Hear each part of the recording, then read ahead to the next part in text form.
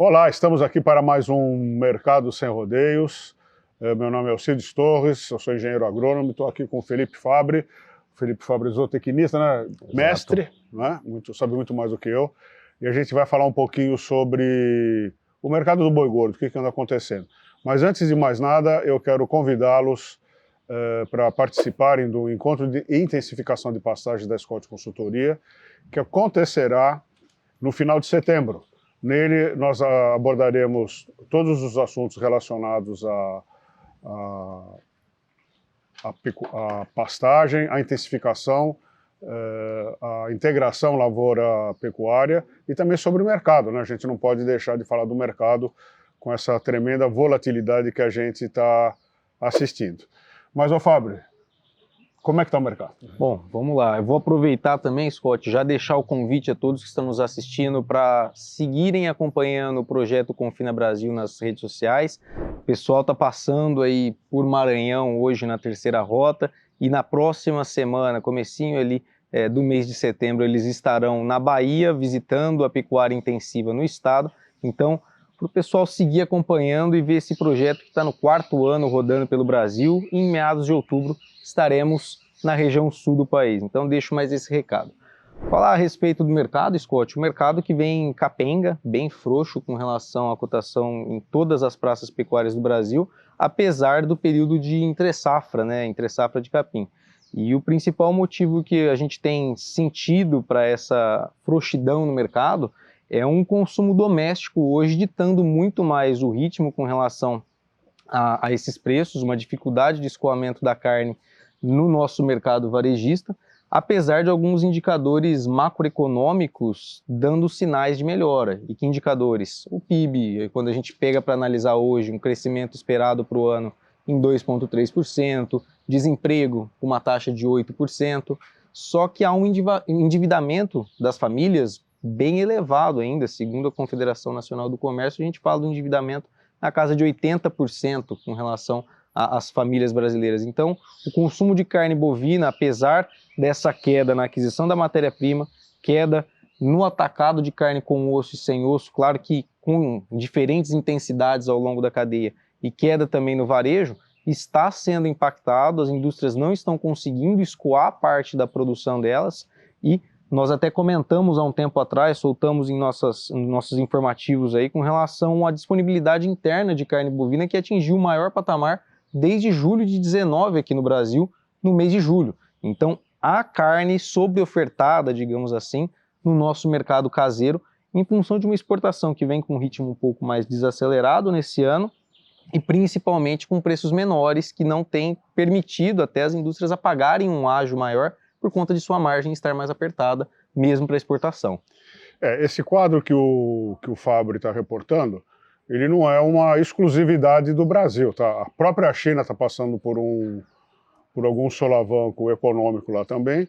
Isso nos afeta, Exato. Porque o Brasil é grande exportador, todas as nossas commodities agrícolas, né?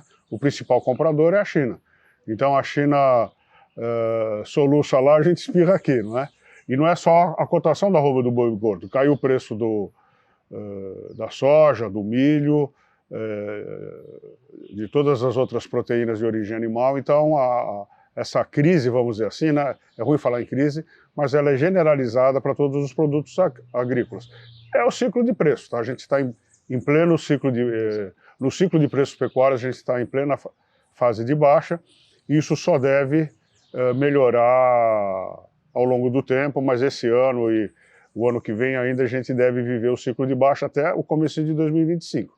Agora tem uma coisa, quando essa oferta terminar, essa oferta de gado diminuir, aí também é instantâneo, o preço, a volatilidade é o contrário, né? Aí o preço começa a subir também em função disso. O problema a cada ano que passa, segundo um próprio levantamento feito pelo Fabbri, a entre-safra está cada vez mais curta, né?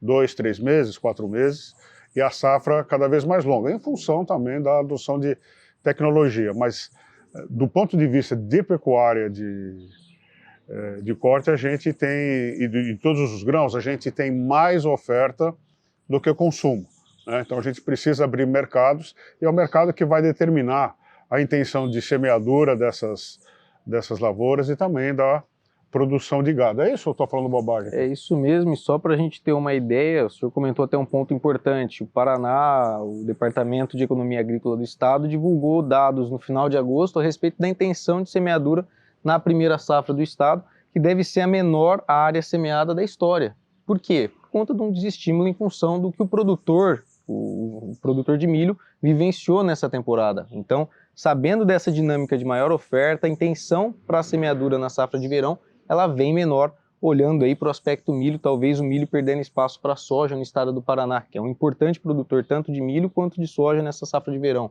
Então é um ponto importante, o mercado ele se autorregula.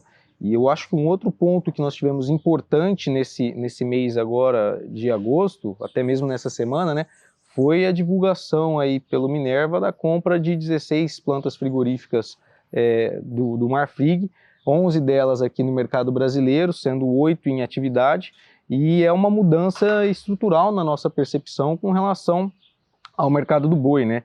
A gente passa a ver o Marfrig trabalhando hoje mais com um mercado de carne especial, né, com linhas premium, e voltado também, até mesmo com a aquisição não, né, mas a participação recente na BRF, voltado mais também para o mercado de aves e suínos, e o Minerva entrando forte aqui na América do Sul com relação à sua posição, ficando junto com o JBS, na minha percepção, como os dois grandes gigantes aqui do mercado do gado gordo. E você parece também que nessa compra, o Minerva comprou plantas que exportam para a China, né? Exatamente. Então ele melhora a posição dele também para exportação de commodities. Exato, e há uma lista também de frigoríficos que foi enviado ao governo chinês, agora no final de agosto, pelo governo brasileiro, e dessa lista há alguns frigoríficos já do próprio Minerva. Então o Minerva ele tem a China como um dos seus principais destinos, e isso favorece, na nossa percepção, a questão de busca por boiadas com esse padrão mais jovem ao redor do Brasil. A questão do ágio é que é um ponto de atenção que a gente tem que ter, porque com mais frigoríficos habilitados a exportar, talvez o ágio ele se perca em algum momento, como a gente está vendo hoje aqui nesse período de entre-safra aqui no mercado brasileiro. Quanto mais plantas habilitadas, você tem uma oferta maior de boi aí de 30 meses, que é a característica do boi exportado para a China, aumenta a oferta, o preço cai. Agora tem mais uma coisa interessante, é que essa crise chinesa, ela deve afetar justamente os países mais expostos à economia chinesa. O Brasil, no que diz respeito à exportação de commodities agrícolas, está bem exposto, tá? Agora, a diferença é que são alimentos, né? E alimento você não pode prescindir deles, então Exato. A gente talvez passe também por essa crise chinesa sem muito solavanco. Considerando que essa queda da cotação da arroba exportada não seja uma crise ainda, né? Exatamente. É isso aí. Mais alguma coisa, Fábio? Não, acredito que esses sejam os principais destaques com relação ao mercado. Expectativa para os próximos dias é de um mercado ainda frouxo na nossa visão. O relato que chega é de compradores ofertando menos pela arroba do boi. Enquanto não houver um enxugamento desses estoques de carne que nós estamos vivenciando nesse ano de 2023, em função dessa alta oferta de fêmeas que veio para abate, a gente não deve ter uma retomada com relação a preços na arroba do boi. Então vai depender muito de como vai ser o desempenho do consumo, principalmente doméstico, nos próximos meses, com relação a uma possibilidade de retomada. A gente costuma brincar que a esperança é a última que morre, então para essa possibilidade acontecer, ela passaria diretamente para uma melhora no consumo doméstico, uma retomada do dólar a um patamar de R$5 ou até acima disso, pensando na exportação, e preços melhores também pagos pelo comprador internacional. Não é o que a gente tem no radar para os próximos meses com relação ao mercado externo. A gente vê um quadro de preços frouxos para o mercado externo, com um volume até possivelmente interessante. A China costuma comprar mais entre outubro e novembro, mas o mercado doméstico é quem vai acabar ditando o que a gente vai ter para o mercado do boi nos próximos meses. E aí tem a questão do varejo, né, Scott?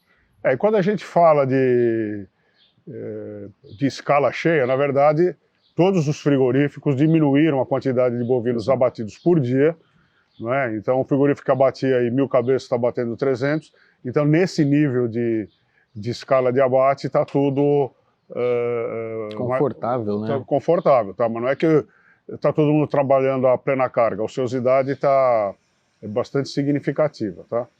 E é isso aí, excesso de produção, o mercado não cresceu acompanhando essa produção, a gente inclusive está tendo problemas de infraestrutura, né? A gente não tem silo para guardar milho, isso faz com que os preços caiam mais ainda, não é? E a recomendação final é que tem que fazer muita conta para ver como é que estão as margens, tá? O que precisa ser preservado é tanto menos preço e mais margem. Você vê que com esses preços fica difícil ter margem. Fica difícil ter margem. É isso aí, gente. Obrigado pela audiência, obrigado pela atenção e espero encontrá-los a semana que vem em mais um Mercado Sem Rodeios. Um forte abraço a todos e até a próxima, pessoal.